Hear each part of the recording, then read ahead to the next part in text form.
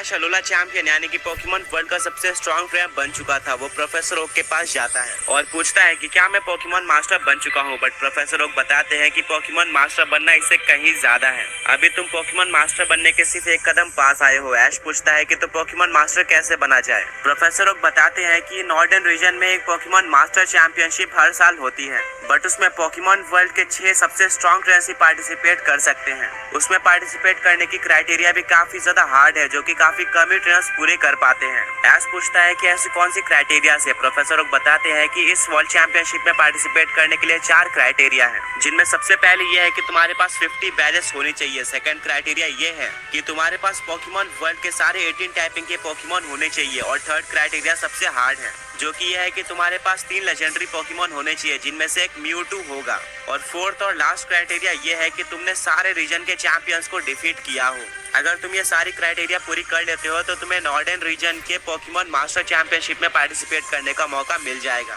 पर हाँ, वहाँ जाकर तुम्हें एक और क्राइटेरिया पता चलेगी, जो कि हर एक ट्रेनर के लिए अलग होती है। वो चैलेंज काफी ज्यादा हार्ड होगा, जिसको पास करके तुम पोकेमॉन मास्टर चैंपियनशिप में पार्टिसिपेट कर सकते हो। ऐश काफी ज्यादा एक्साइटेड हो जाता है और सारे टास्क को कंप्लीट करने निकल जाता है। उसके पास कैंटो, ऑरेंज आइलैंड, जोटो, होइन, सिनो, यूनोवा, कैलोस को मिलाकर 52 बैजेस थे, तो ये क्राइटेरिया फुलफिल्ड है। सेकंड क्राइटेरिया ये है कि ऐश के पास 18 टाइप के पोकेमॉन होने चाहिए। ऐश के पास ऑलरेडी 16 टाइपिंग के पोकेमॉन थे, साइकिक और फायरी टाइप को छोड़कर। ऐश को याद आता है कि उसके घर पे एक फैरी और psychic type Pokemon mister mime है, जिसको वो पोकेबॉल से कैच करके इस क्राइटेरिया को फुलफिल कर देता है। अब थर्ड क्राइटेरिया ये है कि उसको सारे चैंपियंस को डिफीट करना है। ऐश ने ऑलमोस्ट सारे चैंपियन को डिफीट किया था, सिर्फ 3 रीजन के चैंपियंस को छोड़कर, जो कि था canto champion, Johto champion lens और कैलोस चैंपियन डायन था।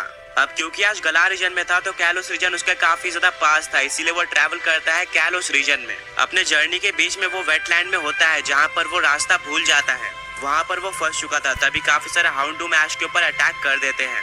बट तभी एक पोकेमॉन आकर ऐश को बचा लेता है, एंड वो और कोई नहीं बल्कि ऐश का ग्रीनिंजा था, जिसने ऐश के ऑरा को सेंस कर लिया था। ऐश और ग्रीनिंजा काफी टाइम बाद मिले थे। ऐश ग्रीनिंजा को बताता है कि मैं पोकेमॉन मास्टर चैंपियनशिप में पार्टिसिपेट करने जा रहा हूँ, मुझे तुम्हारी जरूरत पड़ेगी, तो क्या तुम मेरे साथ चल सकते हो। ग्रीनिंजा मना कर देता है क्योंकि उसको कैलोस को प्रोटेक्ट करना था।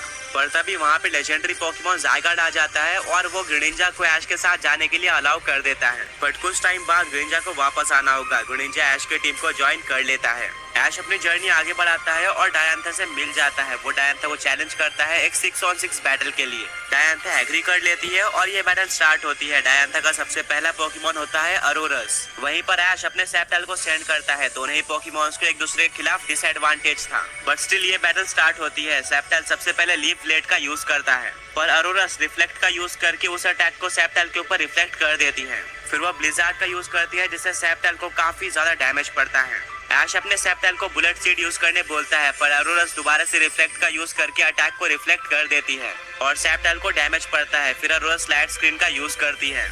ऐश को पता चल जाता है कि डायंथा डिफेंसिव स्ट्रैटेजी का यूज कर रही है, तभी वो अपने सेप्टल को सोलार बीम यूज करने बोलता है। लाइट स्क्रीन के चलते अरोरस को काफी कम डैमेज पड़ता है सोलार बीम का, और फिर वो ब्लिजार्ड का यूज करके सेप्टल को डिफीट कर देती है। ऐश को डायंथा की स्ट्रैटेजी समझ में नहीं आ रही थी, क्योंकि वो पोकेमॉन से बिना बात किए उनको ऑर्डर्स दे रही थी।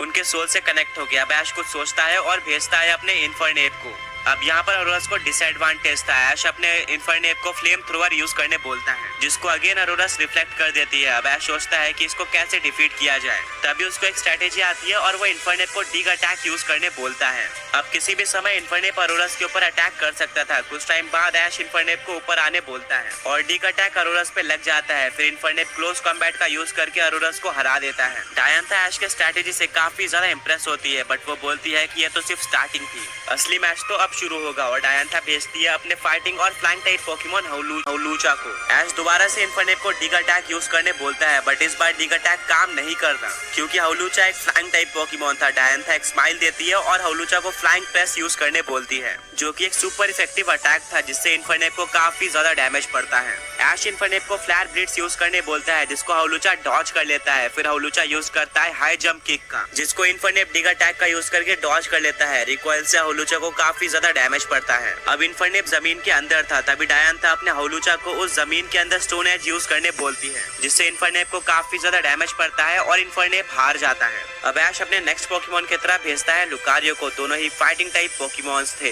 हौलूचा फ्लाइंग प्रेस का यूज करता है, पर तभी ऐश अपने लुकारियो को ऑरा स्पेयर यूज करने बोल देता है, जो कि हौलूचा को हवा में ही लग जाता है और हौलूचा हार जाता है। अब डायंथा अपने नेक्स्ट पोकेमॉन की तरह गोरगिस्ट को भेजती है। ऐश अपने लुकारियो को ऑरा स्पेयर यूज करने बोलता है, बट वो गोरगिस्ट पर असर नहीं करता क्योंकि वो एक घोस्ट टाइप पोकेमॉन थी। गोरगिस्ट शैडो स्नीक अटैक का यूज करती है, जिससे वो लुकारियो के पीछे चली जाती है शैडो बनकर और अटैक कर देती है। ऐश बोलता है कि लुकारियो पीछे मुड़ो और बुलेट पंच अटैक का यूज करो, पर तभी गोरगिस्ट एक और शैडो स्नीक अटैक का यूज करके लुकारियो के पीछे जाकर उसके ऊपर अटैक कर देती है। गोरगिस्ट ऐसा बार बार करे थी, तभी ऐश अपने लुकारियो को डबल टीम यूज करने बोलता है। गोरगिस्ट इस बार शैडो स्नीक का यूज नहीं कर पाती और लुकारियो यूज कर देता है स्टील बीम अटैक का। अब गोरगिस्ट ट्रिक और ट्रिक अटैक का यूज करती है, जिससे लुकारियो एक घोस्ट टाइप पोकेमॉन बन जाता है और फिर super effective Phantom force attack का यूज करके गोरगिस्ट लुकारियो को डिफीट कर देती है। इसको देखकर सारी ऑडियंस और ऐश शॉक हो जाते हैं कि आखिर डायंथा ने ऐसी स्ट्रेटेजी कैसे बनाई। अब ऐश के 3 पोकेमॉन्स हार चुके थे और अभी भी डायंथा के पास 4 पोकेमॉन्स थे। ऐश बोलता है कि अब मेरे फाइनल 3 सबसे स्ट्रॉन्ग पोकेमॉन्स आने वाले हैं और भेजता है अपने चार्जर्ड को। डायंथा बोलती है कि ये चार्जर्ड नॉर्मल चार्जर्ड से काफी ज्यादा स्ट्रॉन्ग दिख रहा है, लगता है तुमने इसको अच्छी ट्रेनिंग दी है। ऐश बोलता है हाँ, मेरे चार्जर्ड ने काफी ज्यादा टाइम चार्सिफिक वैली में सिर्फ ट्रेनिंग करते हुए ही बिताया है और ये पोकेमॉन वर्ल्ड का स्ट्रॉन्गेस्ट चार्जर्ड बनना चाहता है और ये और भी ज्यादा पावरफुल तब हो जाएगा जब मैं इसको मेगा इवॉल्व करूंगा। ऐश अपने मेगा रिंग से कीस्टोन को निकालता है और मेगा इवॉल्व कर देता है चार्जर्ड को मेगा चार्जर्ड एक्स में। गोरगिस्ट दोबारा से शैडो स्नीक अटैक का यूज करती है, बट ऐश डायंथा की स्ट्रेटेजी समझ चुका था और वो चार्जर्ड को अपने पीछे ओवरहीट अटैक का यूज करने बोलता है, जो कि गोरगिस्ट पर लग जाता है और इस एक ही अटैक से गोरगिस्ट हार जाती है। ऐश का चार्जर्ड पहले से कहीं ज्यादा स्ट्रॉन्ग हो चुका था। अब डायंथा अपने नेक्स्ट पोकेमॉन की तरह टायरेंट्रम को भेजती है। ये बैटल स्टार्ट होती है।